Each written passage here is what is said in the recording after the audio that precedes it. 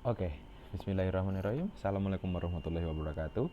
Perkenalkan, saya Akib Husni Fadli, mahasiswa Fakultas Kedokteran Universitas Jember, angkatan 2018 dengan NIM 18 20 10 10 158.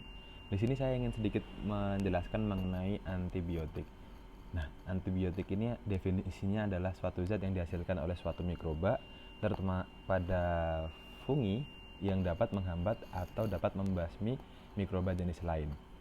Nah, antibiotik ini termasuk obat yang dapat digunakan untuk membasmi mikroba, penyebab infeksi pada manusia, dan ditentukan harus memiliki sifat toksisitas selektif yang setinggi mungkin. Maksudnya toksisitas ini tuh toksik terhadap mikrobanya, namun tidak toksik kepada manusia yang mengonsumsinya.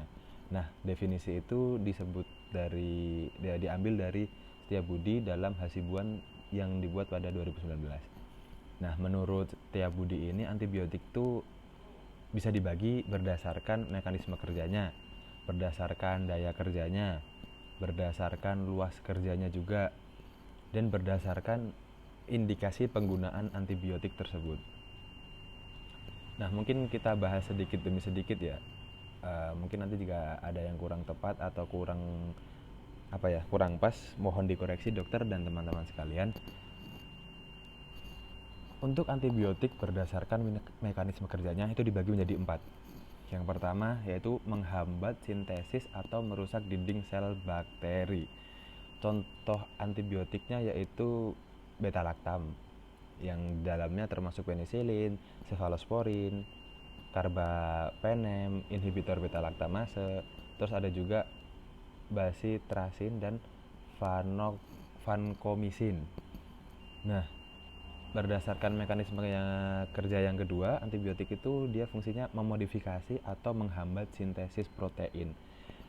Untuk contohnya aminoglikosid, kloramfenikol, tetrasiklin, dan yang lain-lain. Lalu yang ketiga, berdasarkan mekanisme kerjanya, antibiotik ini bisa menghambat enzim-enzim esensial dalam metabolisme folat, misalnya trimetropim dan sulfonamid. Nah, yang keempat yaitu antibiotik ini bisa mempengaruhi sintesis atau metabolisme asam nukleat. Contohnya quinolon, nitrofurantoin. Nah, kalau antibiotik yang dikelaskan berdasarkan daya kerjanya itu ada dua. Yang pertama itu dia bekerja untuk zat-zat yang bakterisid. Yang kedua dia itu yang bekerja pada zat-zat bakteriostatik. Nah, kalau yang bakterisid ini dia itu fungsinya untuk mematikan kuman. Contohnya penisilin, cefalosporin, seperti yang tadi rifampicin, quinolon gitu. Lalu untuk yang kedua yang dia bisa bakteriostatik, yaitu fungsi utamanya yaitu untuk menghentikan pertumbuhan dan bertambahnya kuman. Contohnya kloramfenikol, tetrasiklin, makrolida. Nah, seperti itu. Nah, kalau antibiotik yang dikelaskan berdasarkan luas kerjanya itu dibagi menjadi dua, teman-teman. Yang pertama yaitu antibiotik narrow-spektrum atau spektrum sempit. Obat dalam golongan ini itu aktif terhadap beberapa jenis kuman saja, misalnya penisilin G dan penisilin V, eritromisin, clindamycin yang hanya bekerja terhadap kuman gram positif.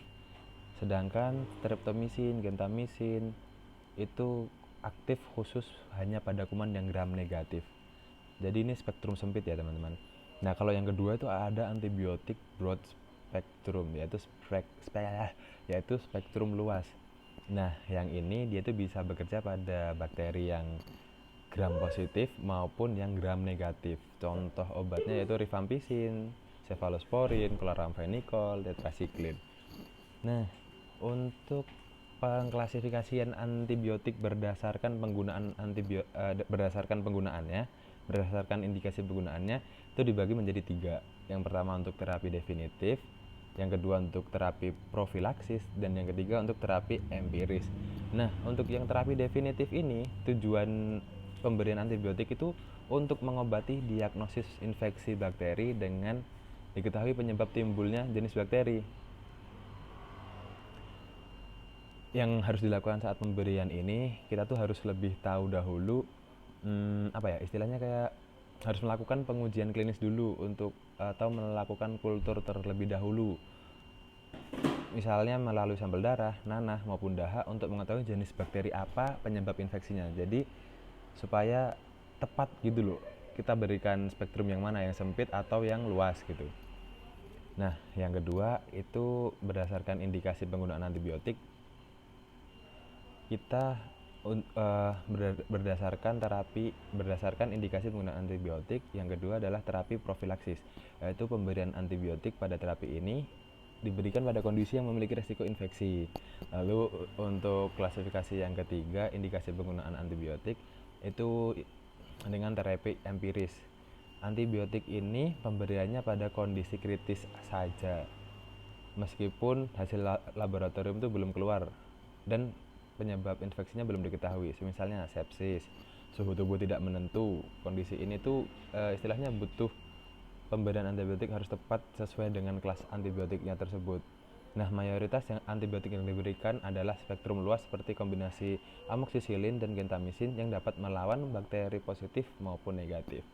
Nah, mungkin sekian saja teman-teman, mungkin sekian saja dokter yang bisa saya sampaikan. Pasti banyak salah dan pasti banyak kekeliruan dari saya. Mohon dikoreksi. Terima kasih atas kesempatannya.